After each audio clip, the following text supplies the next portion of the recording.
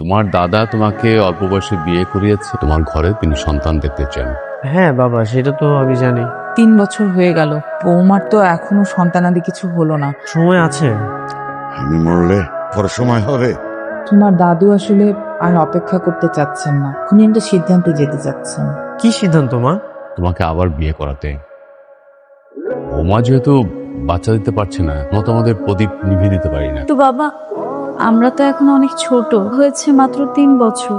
এরকম অনেক ফ্যামিলি আছে বাবা, যাদের 7-8 বছর পরে বাচ্চা হয়। দ্বিতীয় বিয়ের জন্য প্রস্তুতি নাও, তা আগামী সপ্তাহে তোমাকে বিয়ে করাবো। তুমি কি ভেবেছিলে তোমার বিয়ের কথা শুনে খুশিতে নাচবো? করার নেই, আমার সন্তান দরকার, তাই না? আর দাদু ডিরেক্টলি বলেও দিয়েছে যে একটা বিয়ে না করি এর ওষুধ খাবে না। তুমি অন্তত বোঝার চেষ্টা করো।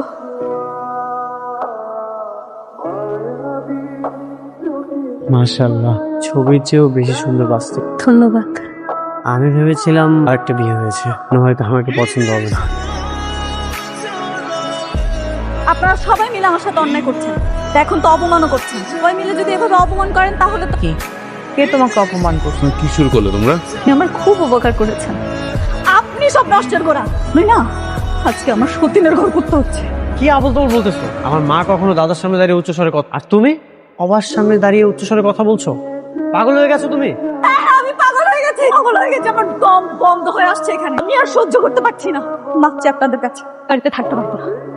ঠিক আছে, তুমি এখনই চলে যাও, আমার বাড়িতে ডিভোর্স লেটার চলে যাবে। চলে যাব, তবে আমি আবার ফেরত আসবো। কি যে সন্তানের জন্য আমাকে ডিভোর্স দেওয়া হবে না, সন্তানটাকে দেখতে আমি অবশ্যই ফেরত আসবো। এদিন এসে আমি মন ভরে দোয়া করে দিয়েছি। এই প্লেসটা আমার খুব পছন্দের। রিক্তা,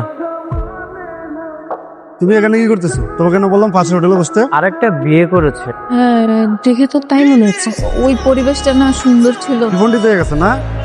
আমার পরিবেশ চিনাও, কানে নিচে দম দিলে দিব না, পরিবেশ পরিষ্কার হয়ে যাবো এখান থেকে। ওর হাজবেন্ডটা কেমন, কত বাজে বিহেভ করলো। একটা ডিভোর্সি মেয়ের কপালে এর থেকে ভালো হাজবেন্ড কি ভেবেছো? ছেড়ে জেনে শুনে কখনো ডিভোর্সি মেয়েকে বিয়ে করতে চায়? সবাইকে এক রাখ। নেগেটিভ বাবা, ঠিক মতো টেস্ট করেছো তো মা? তো ঠিক মতো টেস্ট করে নিয়ে আসলাম। আগেই বলেছিলাম, তো আশা করো করে দাও। 6 মাস হয়ে গেল, এখন কোনো পজিটিভ রেজাল্ট আসলো না। এখানে অনেক সুন্দর সুন্দর ড্রেস আছে, কালেকশন গুলো দেখো। আর ওদিকটাতে মনে হয় ছেলেদের কালেকশন আছে, আমি তো দেখে আসি।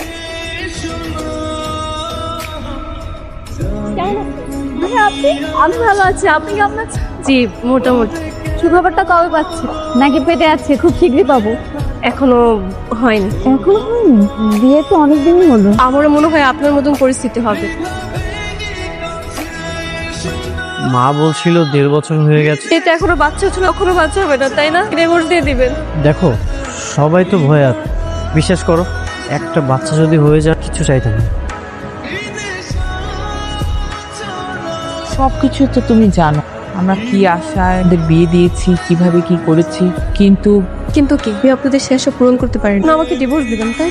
ডিভোর্স কেন দেবে? সন্তানের আশায় আর একটা বিয়ে তো করতেই পারে, তাই না?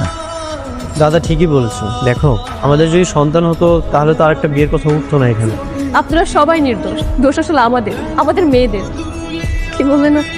আরেকটা বিয়ে করবো? ঠিক আছে, করেন।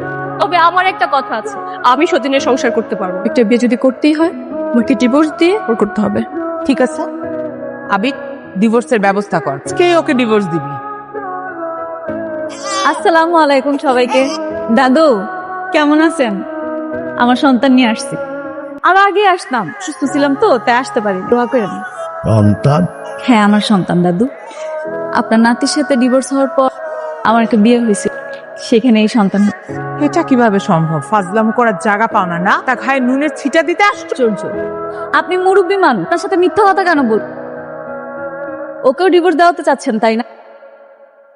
শোনেন, একটা কথা বলি, না ছেলেকে এরকম 100টা মেয়ের সাথে বিয়ে দিলে ও কখনো বাবা হতে পারবে।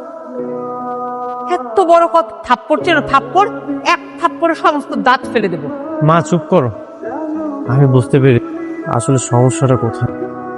কিসের সমস্যা? কোথায় সমস্যা সেটা এখন আপনি ধরতে পারছেন না। শুধুমাত্র আপনারা আমাদের দুইজনের জীবনটা আপনি নষ্ট করেছেন। আমার সন্তান না হওয়ার কারণে অপবাদ দিয়েছেন, ডিভোর্স করিয়েছেন। আসল সমস্যাটা যে আপনার ছেলে কখনোই বোঝার চেষ্টা করেন। ঠিকই বলেছো বোন, দিন শেষে মেয়েদের উপর দোষ চাপাতে পারলে তারা সবাই বেঁচে যায়। ছেলে যে দোষ থাকতে পারে এটা স্বীকারই করতে চায় না। আমি তো আর এই সংসারে থাকবো না, আমি আপনাদের ছেলেকে ডিভোর্স দেব। জিনু, চুপ, একদম চুপ। আর একটা কথাও নয়, আমারও তো মা হওয়ার ইচ্ছা জাগে, কিন্তু তোমার সাথে থাকলে তো কখনোই মা হতে পারবো না। দাদু ভালো থাকবেন, আসি। আমাকে ক্ষমা করে দিও ভাই, এত কিছু আমার জন্যই হয়েছে। দোয়া করি তোমার সন্তান আমি কিনে অনেক সুখী হোক। মা ডাক কতটা শান্তিময় সেটা আমি বুঝতে পেরেছি দাদু। আমার আর কোনো কষ্ট নেই, আমি সত্যি খুব খুশি। আপনি ভালো থাকবেন। বোমা, বোমা, আমাকে তুমি মাফ করে দাও।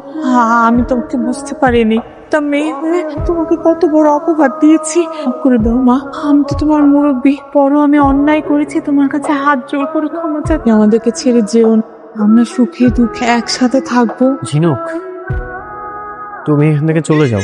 সবারই মা হওয়ার অধিকার আছে এবং তোমারও আছে। আমি চাই তোমার সুন্দর ভবিষ্যৎ, তুমি অন্য একটা সংসারে যে খুব ভালো থাকো। সত্যিটা কি জানো, বাস্তবতা অনেক কঠিন, নিতে হয়, নিতে হয়, এই তো জীবন। আপনাদের মতো অকৃতজ্ঞ না, যা বলেছি রাগের মাথায় বলে ফেলি। আমি আমার সংসার ছেড়ে কোথাও যাব না। আমি কথা দিচ্ছি, কোনোদিন আপনাদের সবাইকে ছেড়ে কোথাও যাব, কোথাও না।